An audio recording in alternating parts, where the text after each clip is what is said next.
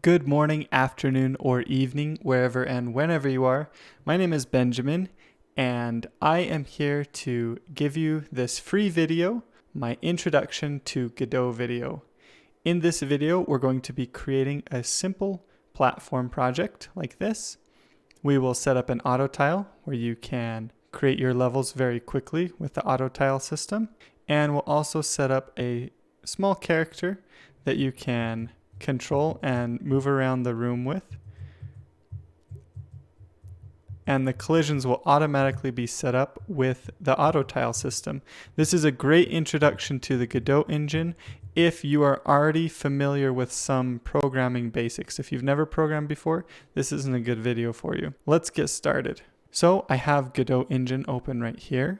I'm going to create a new project. I'm going to browse to the folder that I want to create this in, and I'm going to name it Heart Platformer. We'll do create folder and create and edit. And that will open up a new Godot project.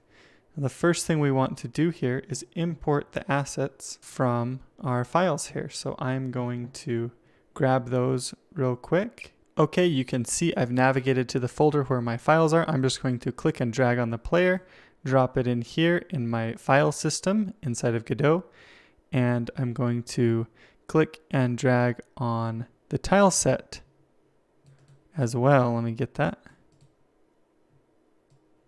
And drop it into Godot as well. So now that we have those two resources, we can close out of our file system.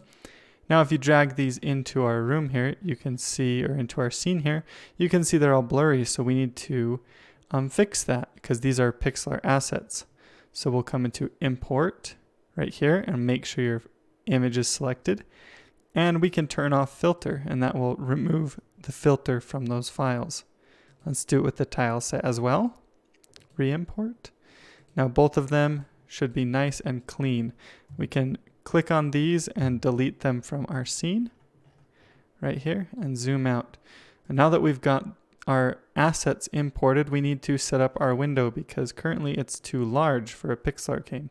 So we're going to come up into our project settings, and in order to set up your window, we're going to scroll down, will be in general, scroll down to display window, and our height will be 320, and our width will be 320, and our height will be 180.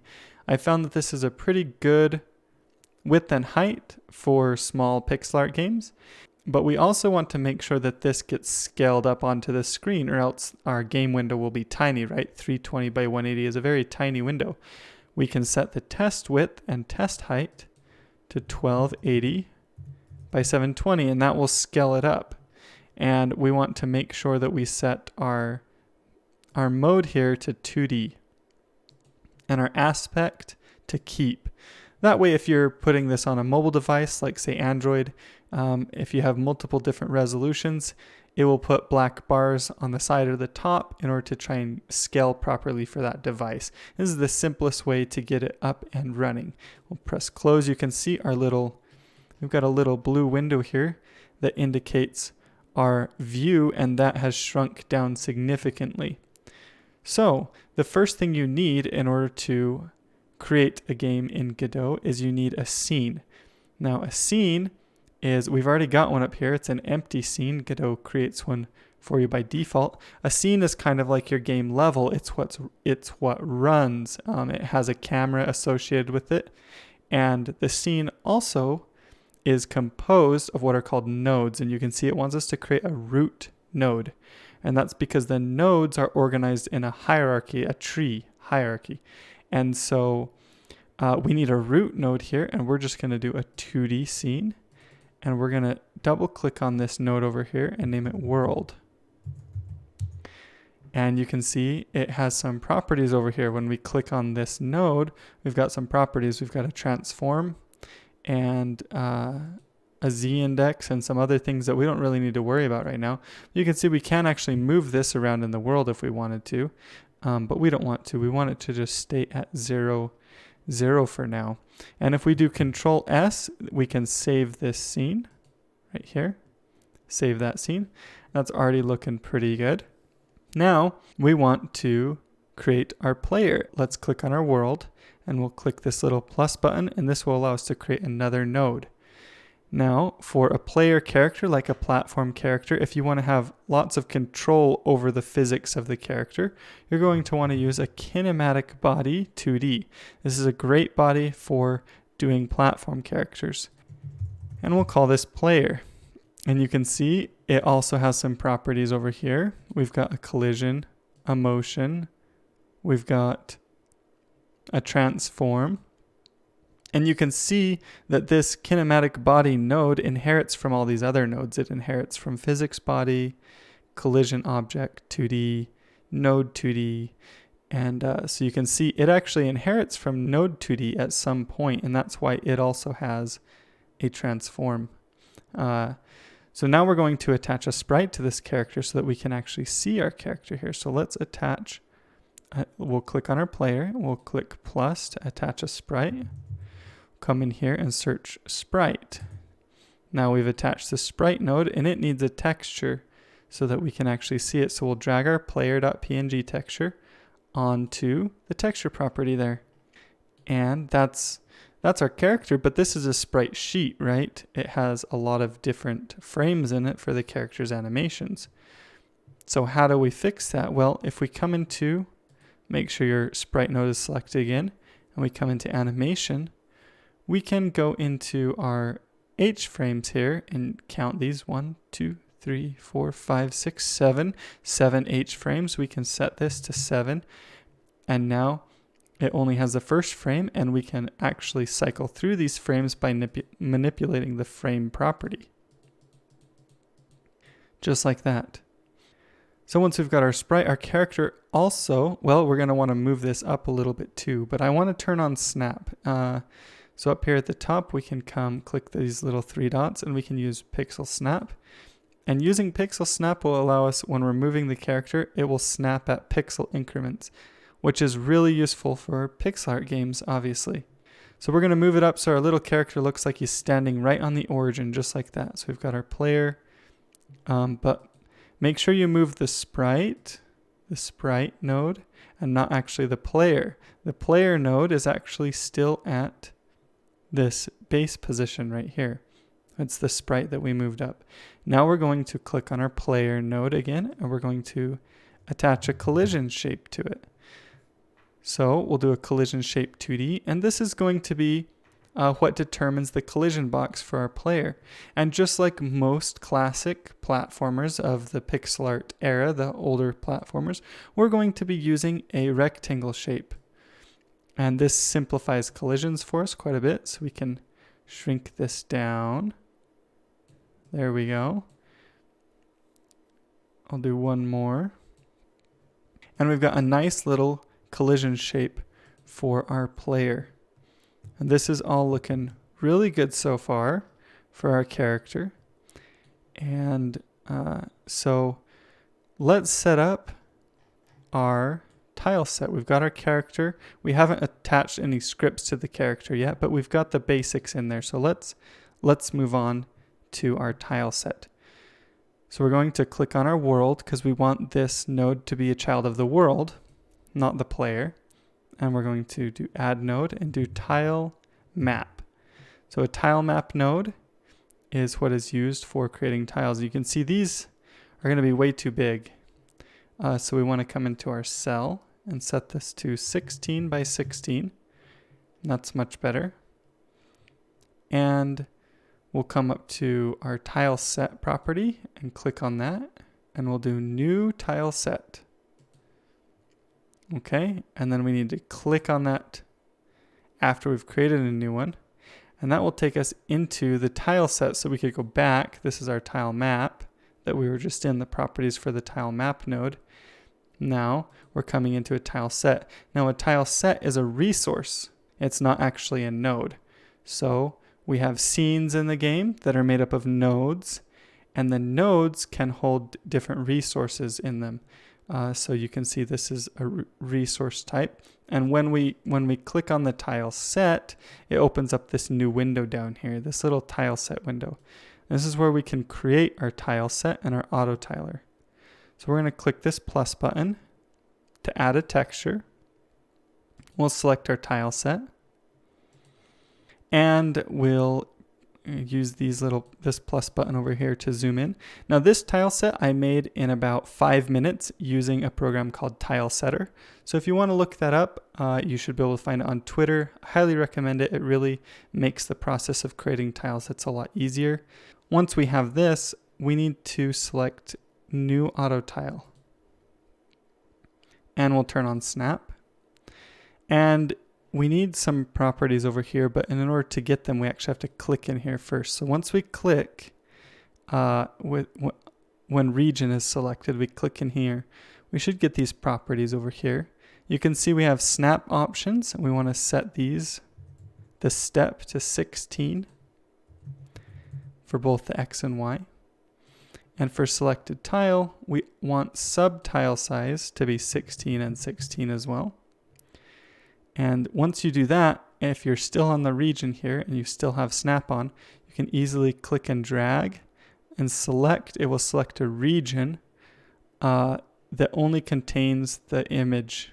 It fits perfectly around the image like this. You don't want something like this that won't have all the tiles. You want to make sure that you get all of them, just like that.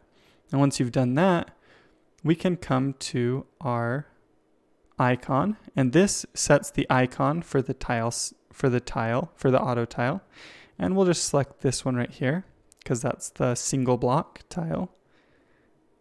And you can see there's a lot of information you can set up right here.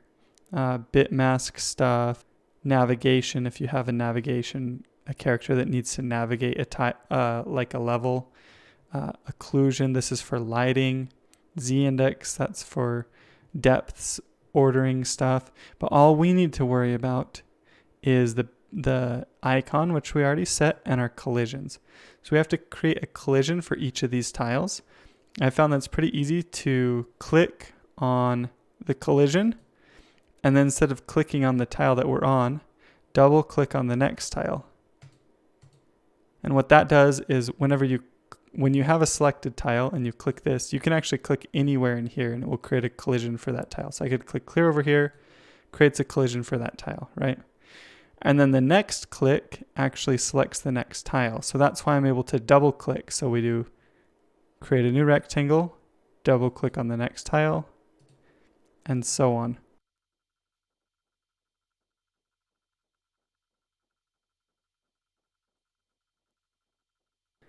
Okay, now you can see I have created a collision box for every single tile. Now that's a little bit of setup work, right? But once you set that up, then you can easily draw your auto tiles inside of the room, and they'll automatically have collisions associated with them. So there's a little bit of setup initially, but once you get it set up, then it's easy from there on out. So the bit mask is actually important, and the bit mask is how we tell these tiles how to auto tile. So this is a little bit tricky. And so to explain it, we're going to zoom in a little bit more. And we need to make sure that our auto tile bitmap is set to 3x3 minimum. Okay? And so that just tells the bit mask how many elements to have in each tile. So if we do 2x2, you can see we've got 1, 2, and 1, 2. Right? So 2x2. If we do 3x3, then we've got 3 tiles across, right? And that's what we need. Each of these little squares that we're drawing on here is going to tell it where it needs to place new tiles. So let's use the single tile, for example. If we just need one tile here in the center. Why is that? Because this should be the tile when there's not a tile over it, there's not a tile here, there's not a tile here, and there's not a tile here, right? And so you leave these spaces empty because that kind of represents what this tile is. It's a single tile, right? Now this one right here is like this. Why is that? Well, that's because it's a tile that you would place when you have nothing around the top, but you do have something under it. And so you can see we've put this here to represent that being under it. So that's the simplest way that I can explain bit masks. You kind of learn to get a feel for how to place them. And oops, don't want them over there. And so then it gets quite a bit easier once you get used to it. But you can see this tile right here, this one's black, right? This is the one you want to place when there's tiles all around it. And so you can see that's why we fill in the entire thing, because there's tiles all around this center one here. So fill in the entire thing that way. And like I said, it gets a little bit, you do get used to where to put these, and there is a little bit of a pattern to it. So you can kind of learn that pattern. There we go. So we've got all of our bit masks set up, and now we can just hit Control S to save. And if we come back into our world and click on the tile map, we can easily, you have to select, you click on the tile map, you select the auto tile right here, and you can easily set up an auto tile. Oh, and look, we've got if you get something messed up like that, you've got a bit mask that's not quite right. And so that looks like one of our tiles isn't quite right. Let's come back into our tile set. So you just click on tile map, click on the tile set right here. That'll open up here. We click on this image over here to get our tile set. We click anywhere in here, and that will open up our bit mask. So let's look and see where I messed this up. And it looks like, aha, I missed this corner. See that? We needed that corner there. There's nothing there. It needs to match down here. So there we go. And then we should be able to come back into here, and it's not going to be, oh, we'll hit Control S to save. It's not going to be working yet. We have to right click to get rid of it, but then now it should work, and you can see that now it's working just like it should. So we can set up this little level like this really easily. Super cool. And save. Now we need to make our character actually move around in this level. So first though, I want to show you something, which is that you may want to put your player character in multiple different levels, right? And so that would mean putting the character in multiple different scenes. Well, we wouldn't have to recreate our node every time, right? That would be a huge pain. So instead of recreating the node every time, we can actually save the player as its own scene. So we can click on the player right here, and we can do save branch as scene, and we'll save it as player.tscn, save. And now it puts this little icon right here and hides those nodes. And if we click on the icon, it actually opens up the player in its very own scene with those nodes. Now, why is that useful? Well, it's useful because if we click on the world right here, we can now come down into our file system. We can select our player scene that we just created. We can put this player anywhere and have multiple player scenes. And if we update this right here, it will update all of these players in here.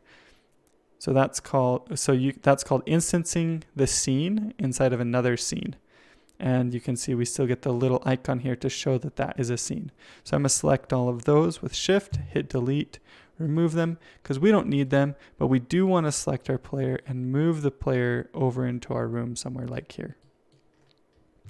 And save. And if we come into our player scene here, we're still at the origin because this one is an instance of this one right here, and we've altered the position on this instance.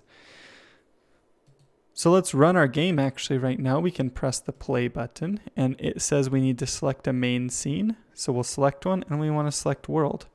Now when it runs, we get our scene here. And I actually want to make sure that we go all the way down here as well.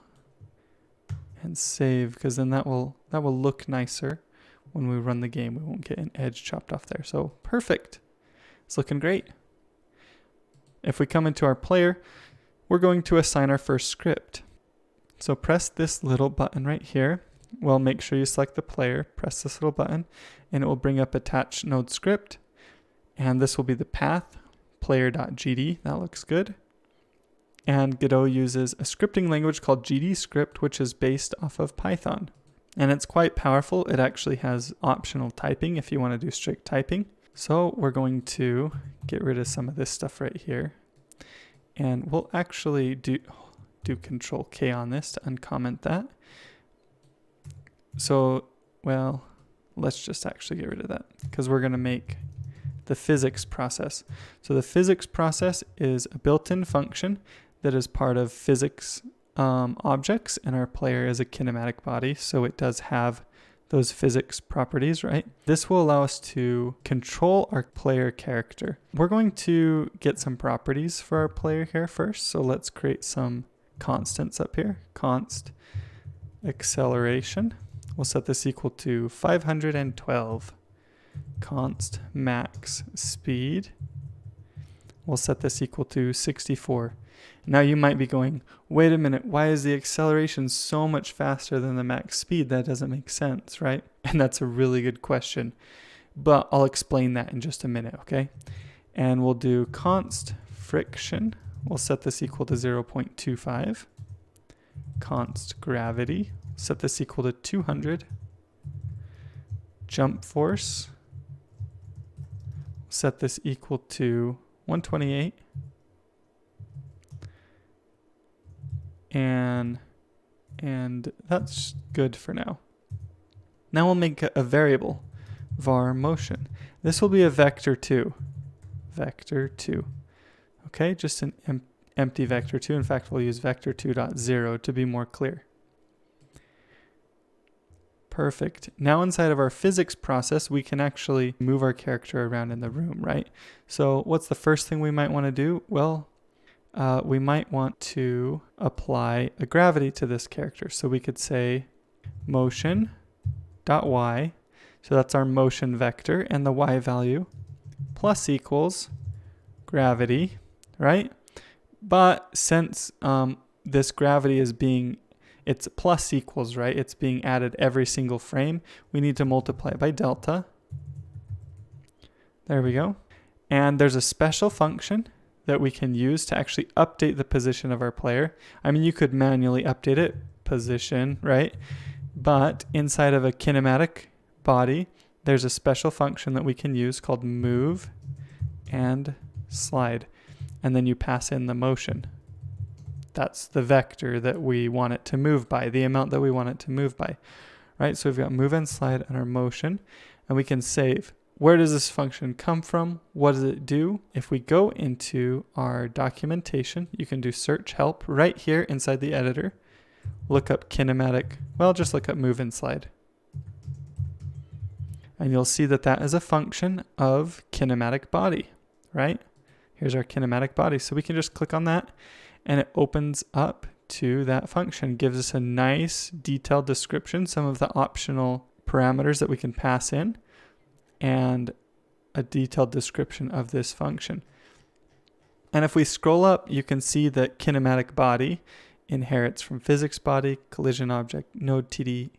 We already talked about this, right? We saw that. And here are its properties and its methods and descriptions on these properties and methods. So the documentation is really easy to use right here in the script editor. I really like that about it. So let's press the play button here and watch. And there we go. Our character falls and immediately collides with our tile set. And you might be like, well, we haven't done collisions at all. Why is it magically working? Well, that's the power of using move and slide and a kinematic body, and then having our tile map set up with collisions. Godot is smart enough to automatically handle those collisions for you.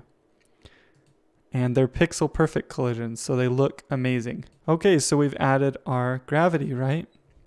That's cool. Let's add some movement. So we're gonna get an input vector.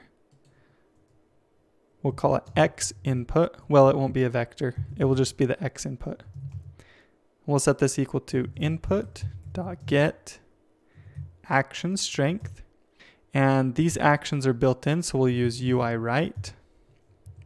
And then we'll say minus input.get action strength UI left. Okay, so what does that do? Get action strength will be 1 if we're pressing the right key for the right one, And for the left one, it will be 1 if we're pressing the left key, right? So our x input is going to equal either 1, 0, or -1. If these are both 1, it will be 0. If this one's 1 and this one's 0, then will be 1. If this one's 1 and this one's 0, then will be -1. And that will tell us which direction we're moving and whether or not we are moving. So we can check to see if we're moving by saying if x input does not equal 0, right? Because that means it's either 1 or it's -1, which would be we're either moving to the right or we're moving to the left. So if it's not equal to 0, we're moving. What do we want to do? We want to say motion dot x plus equals x input times acceleration, because this is our acceleration, times delta. Just like gravity, we need to multiply our acceleration by delta because it's accumulating every frame. It's getting stronger and stronger. It's getting faster, right? Then we can clamp this to our max speed. Motion dot x equals clamp motion dot x negative max speed and max speed. This clamp function just prevents our motion variable from ever getting ever going faster than negative max speed or faster than max speed, right? Negative max speed would be max speed to the left. Max speed would be max speed to the right. Simple enough. This should allow us to move to the left and to the right. Let's actually run the game and show this. So we can now move to the left and to the right. That was weird though, right? Our gravity all of a sudden, we don't have any friction. And our gravity seems to never forget, like it doesn't reset when we hit the ground. So we immediately jump faster down. So how do we fix that? Well, move and slide actually returns the leftover motion. And so if we set our motion equal to move and slide motion, that will return the leftover motion, the leftover vector. And so if we hit a collision, then there won't be any leftover motion downwards, right? So that will make sure and reset our fall speed. And so if we run, that will immediately solve that problem. Now let's add our friction, right? We want to make sure we get that friction in. Else. So I'm going to use the lerp function for our friction. So motion.x equals lerp motion.x 0 and friction. So the lerp function is for linear interpolation. It will take this value and it will attempt to make it approach 0 by our friction amount. So by 25%. So our motion will get 25% slower every frame. But only if we're not moving. And there we go. We've already got that working. It's pretty easy. Now we want to add jumping. Jumping is also pretty easy. In fact, we'll do this after our motion. There's a special function that we can use inside of kinematic body to check to see if we're on the ground. If is on floor. Amazing, right? We can just use that real quick. We can say if we're on the floor, if input.is action just pressed. So this lets us to check to see if they just barely pressed the up key, and not if they're holding it though, only if they just pressed it. And we'll use UI up, right? So if the action was just pressed, UI up, then we'll say motion.y equals negative jump force. Simple enough, right? So let's run the game here. And we can't jump. Okay, why can't we jump? Well, our is on floor function actually isn't working. And I know this because I know what's going on here because I set this up intentionally. So the reason it's not working is because in order for the is on floor function to work, we actually have to tell move and slide which direction is up. And that's the second parameter, and it's an optional parameter. It starts off set to 0 by default, basically saying there's no up direction. But we want to tell it which direction is up. So we can pass that into it like this. Vector2.up. The up direction on the vector2, that's the direction we want to be up. You know, maybe you want your game to have you able to change the gravity and walk on ceilings and stuff, then you could change the direction of this value that gets passed into move and slide and change reorient the game to which direction is up. So if we set that up, then we should now be able to jump, and you can see that. And we can only jump when we're on the ground. So dang, we've made a lot of progress already. We can already control our character. It doesn't feel very good, so let's work on that just a little bit. And we're going to do this by setting up our friction right here. We're going to move this. We're going to say if we're on the floor and if x input is equal to 0, so if we're not moving, then apply this friction, right? But we want to do an else here. So we'll say else if x input equals 0 as well, right? Then motion, we're going to copy this right here. Only we'll set this amount to our own base amount here real quick, 0.02. So let's talk about this logic. If we're on the floor and we're not pressing anything, add our normal friction. Else, if we're in the air and we're not pressing anything, add a very, very low friction amount. So what's that going to be? It's not going to be friction. It's going to be air resistance. I don't know if I spelled that right. Air resistance. And we'll call this 0.02, like this. And we'll paste that right here. We're good. Okay, so we've got our air resistance, right? Slightly different from our friction. And now our character has less friction in the air. And that feels a lot better. Feels more realistic. We want to control our character's jump height too. And that's pretty easy to do. Inside of our else right here, so if we're in the air, we can say if input.is action just released. UI up. So if they just release the up key and motion.y is less than negative jump force divided by 2. So what is that doing? Well, that's just checking to make sure that we're actually moving upwards and that our upward speed is not less than, basically we're still moving pretty quickly upwards, right?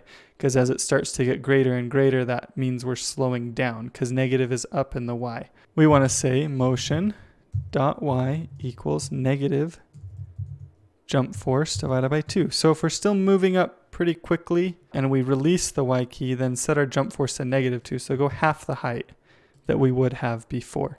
This allows us to control our jump height and get nice variable jump height depending on how quickly we release the jump key after pressing up. Perfect. Now we need to make sure our character faces the direction that we're moving. In this part, we get to learn how to get access to other nodes in our scene. So our character has a sprite node right here, and our sprite has a special property called flip H. And if we turn that on, he turns around. So we want to get access to that property right here, but that's in our sprite. We're inside of the player script. So how do we get access to it? Well, there's a neat little way to do that called onReadyVar. Now you have to put the onReady beforehand because we have to make sure that these nodes are ready in the scene before we can try and access them. So onReadyVar, make sure that they are. We can say sprite equals and then do the $, and we'll get a list of the children of our player node, and we'll just select sprite right here. And there we go. Now we have access to the sprite. So inside of our input does not equal 0 here, we can actually set sprite.flip H. And we'll set it equal to x input is less than 0. So if our x input is less than 0, this will be true. And remember, true flips the character and makes him face left. Right? Otherwise, it'll be false, and then it will face the right. And so that's all we need to get our character to face the direction that we're moving. The last thing we want to set up for our little game here is the character's animations. So we're going to click on our player. We're going to add a new node, and we're going to search animation player. And Godot has a very powerful animation playing system. So we can create new animations in this animation player. Create a new one. Call this one stand. And we'll make it 0.1 in length. So that's how long the animation is. We're going to click here and zoom in a little bit so we can see this better. And you can pretty much animate anything you want to. So we're going to go into our sprite, and remember a little while back when I told you about the frames here, we're going to key our first frame because this is just the character standing. So you just press the little key here when your animation tab is open. You know, after you've selected the animation player, and that keys that frame. Now we're going to create a new animation again. Call this one run. And it will be 0.6, I think, frames. There we go. And make sure the sprite's selected. Come to our frames. We want to go to frame 1 here. Key that. Great. And we have to go to the next frame in the sequence, the next tick in our sequence here. I've got snap set to 0.1. We go to the next frame, frame 2, and we'll key that. And the first time you have to do it manually, but now you can just press the key button over and over. Now this is our jump frame. We don't want to key that one here. We want to key another one of these. So we'll come to this right here, click on this, right click and duplicate, and that keys that frame. Okay, and we want this one to loop. Now we can actually play this and watch our character run. Make sure that that run animation works. So it's really quite simple to set up. And like I said, the first frame that you do in an animation, you have to manually move to the second one because it comes up with a little, do you want to create the Bezier curves thing? And then it doesn't move to the second frame.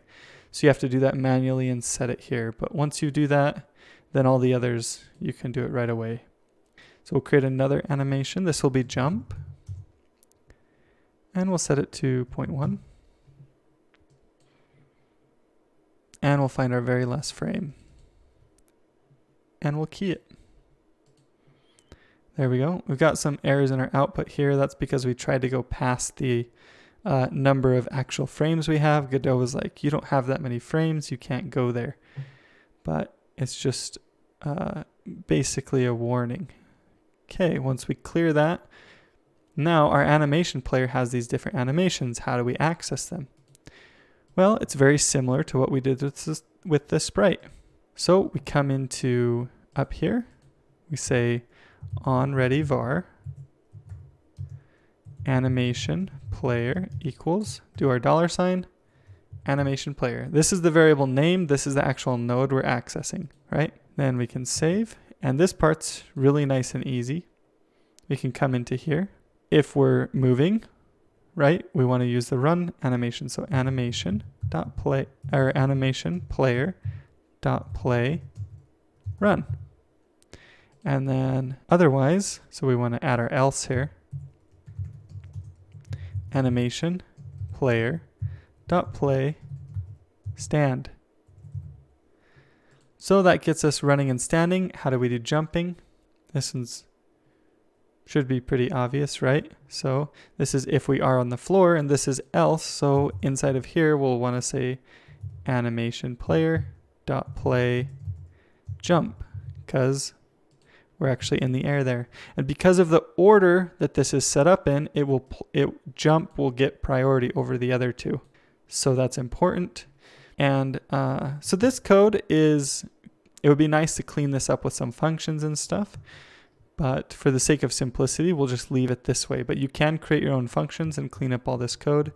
And now our character is moving around in this world with animations, colliding. And oh, you know what? You know how that right there was just a little bit too high? Well, watch this. If we come into our debugger here, and you can see that sync scene changes and sync script changes are on. So if we actually run this, and we're like, oh man, those are too high, we can come back into our editor, come into the world, click 2D here, and we can say, well, these ones were too high, so let's let's make them lower, like about this high, right? Okay, and then you just hit Control S and save. And guess what? Our game now has that already updated. So it updates in real time. So as you change stuff in the editor right here, it will update in real time in your game. And if we close, then it saves it that way. It keeps it that way. So there we go. I hope you enjoyed this video and you learned something from it, learned something new about Godot engine and the very basics. We talked about scenes, how scenes are kind of the levels for your game, and how they're made up of a group of different nodes. And all of those nodes have different properties right here. And sometimes they have resources associated with them, like the sprite here has a resource. Oh, and then the one last thing that I don't want to forget to explain here is, why is our acceleration so much higher than our max speed? And the answer to that deals with the move and slide here. And also, why aren't we applying delta to our speed, to our motion? And that also applies with the move and slide. If you come look at move and slide here, you can see that delta is automatically applied to move and slide. It says right here, you should not multiply it by delta, the linear velocity that you pass into it. That's what we're passing in. Our motion is our linear velocity.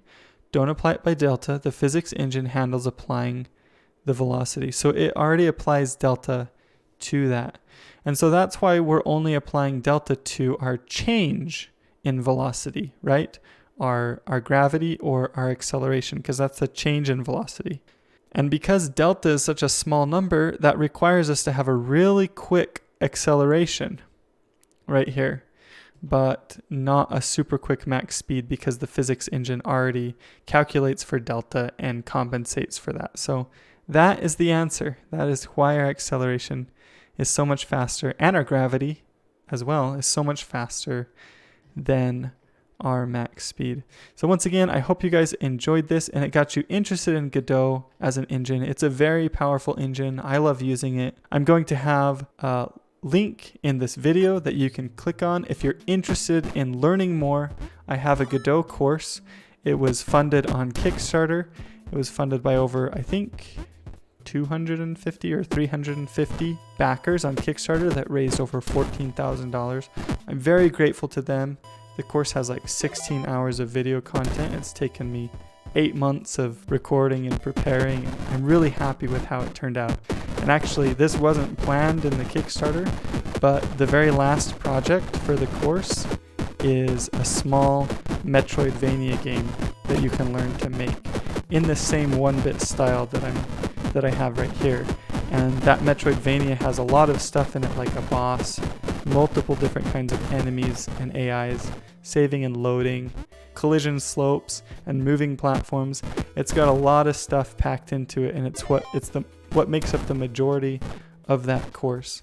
So if you're interested in learning more, click the link to go find out more about that. Thank you for watching this video. I hope you enjoyed it, and I will talk to you all later.